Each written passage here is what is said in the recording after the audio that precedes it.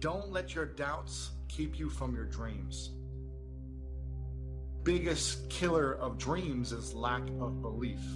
And when we don't believe in ourselves, we start to doubt our abilities, and we start to doubt what's possible. A lot of you totally undervalue yourself, especially because it's art, especially because you're a creator, especially because it's deeply personal. I got tired of giving 70 or 80% and not living the way I want to live. I see other people winning and I'm not winning, and I want to be a winner, and I'm tired. And I got tired, y'all, so I did something about it. I woke up every day and started running. I was tired. You have to work on yourself on a regular basis for mental mindset and stamina. You must know who you are. I'm talking about who you are at the core and the essence and the root of your being. You know who you are from the inside to the outside. And your behavior is a demonstration of what you believe to be true about you. Elevation requires patience and endurance because it often comes packaged in the form of pain.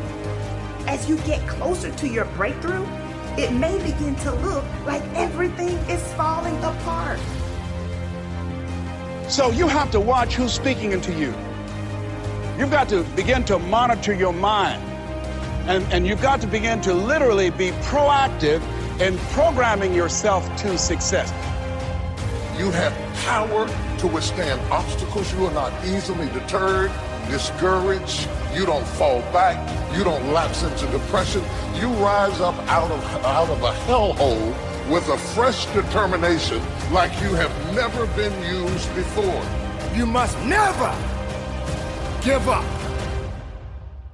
And what I discovered is that you don't have to be born in a certain family. You don't have to have a certain socio-economic status. It only takes one thing to get what you see other people have that you want, and it's called effort.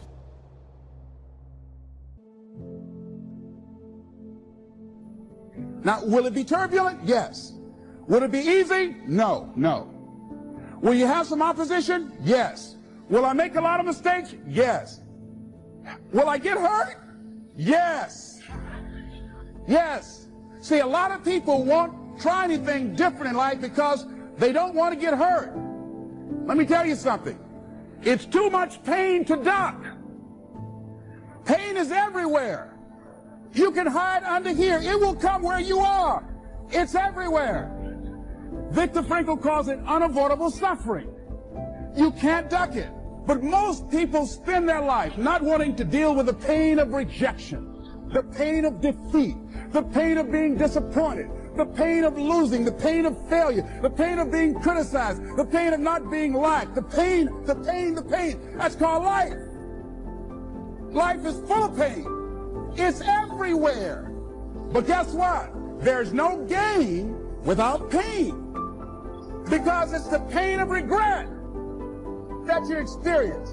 If I had it to do over again, that's a pain. Don't you know that's something? When you know, I was in a seminar once and this lady stood up. If I had my life to live over again, she talked about all of the things that she would do. And you can feel the pain of regret in her voice. The pain of regret. She still experienced pain. She was trying not to experience the pain of defeat, the pain of disappointment, the pain of loss, the pain of lack of support. And she still experienced pain. It was right there. We can't get around it. If I want something, I go into the future in my brain, which is powerful, and I visualize exactly what I want. So I'm there. I'm in my future. Think about every single thing I need to do to make that happen, and every single thing that could stop that from happening and what I need to avoid. Then I go right back, like I was just in the future. What do I do now?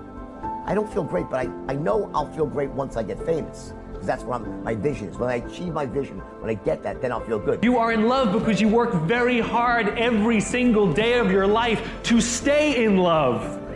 You find a job that brings you ultimate joy because you work hard every single day to serve those around you, and you maintain that joy. It's not a discovery.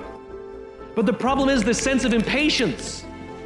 It's as if an entire generation is standing at the foot of a mountain. They know exactly what they want. They can see the summit. What they can't see is the mountain.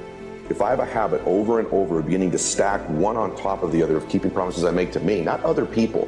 In other words, the minute you begin to get external in your life, worrying about what other people think about you, right? You've lost all control. And it never fills you up. And people's admiration, people's gratitude towards you will never fill you up. It's your own. It's your own inside.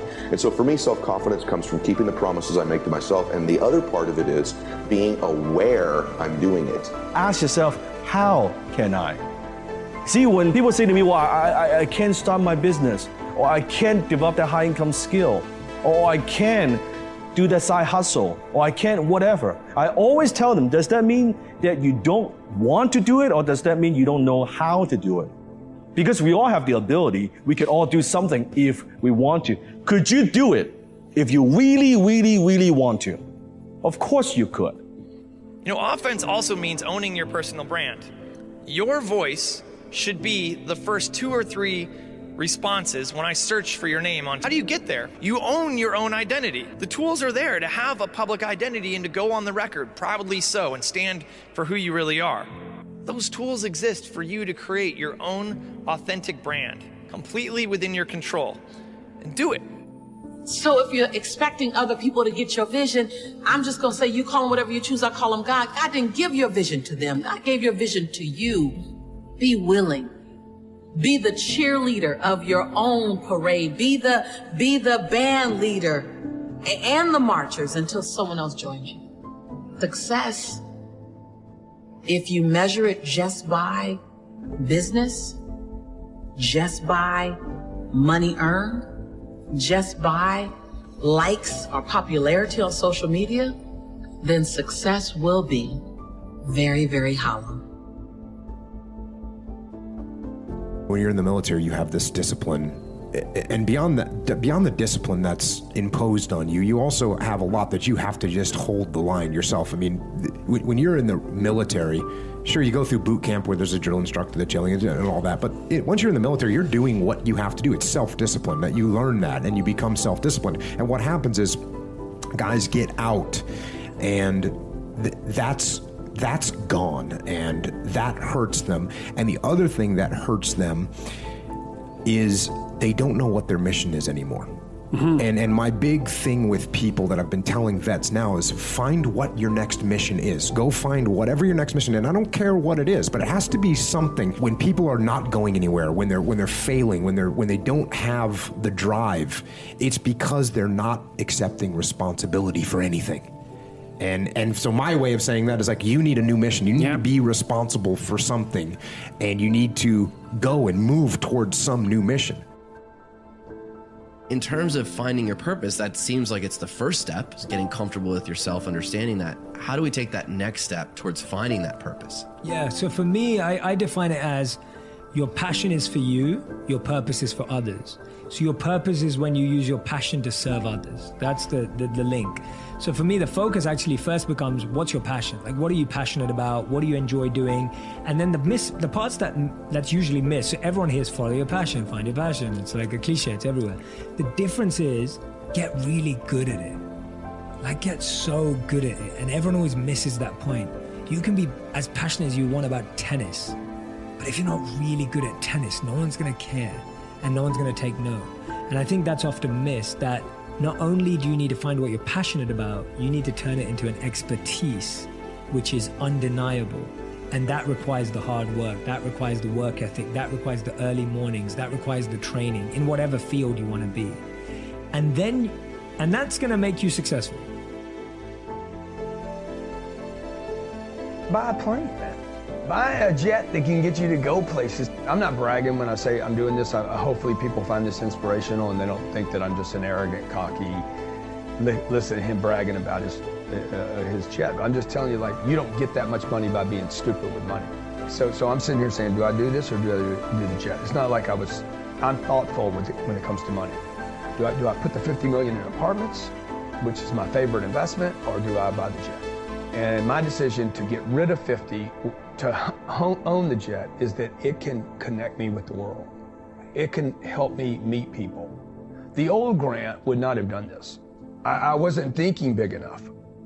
I was thinking that if I save my money, that if I'm just save the pennies, you know, save the money, pay attention to the money, clip the coupons, do everything on the cheap, right? Buy everything on sale, buy low and sell high. That whole, all that old adage of our parents. If Scarcity mentality. Totally. Okay. If I do that, then I'll be better off.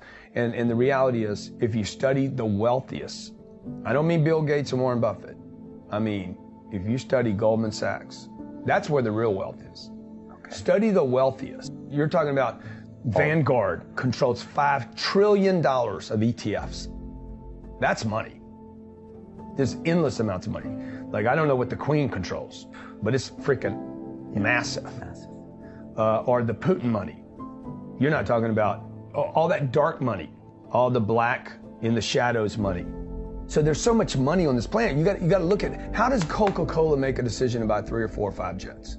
Because they want to move their executives around the world to make sure they have their products in the front of the shelves. So that's how I made a decision to do this. Not based on what 98% of the people think, but what 1 or 2% of the population thinks. Like, I asked my accountant, he says, don't do it, doesn't work. I asked my lawyer, don't do it, it's a liability. I asked a couple of rich people, don't do it, it doesn't make sense. I asked a billionaire, he's like, yeah, you should definitely do it. And I said, huh? He's like, you should definitely do it. You have clients all over the world, you want to reach 7 billion people, money is useless. I said, huh? He's like, money is useless until it is used. Right? You don't need money, dude. You need people. He's like, people have the next money you want. Right. And I was like, this was mind-boggling for me. Like it just, see, when truth hits me, I don't fight it. Like I'm just like, okay, that's real for me. That's real for me. Go with it. Lean into it now.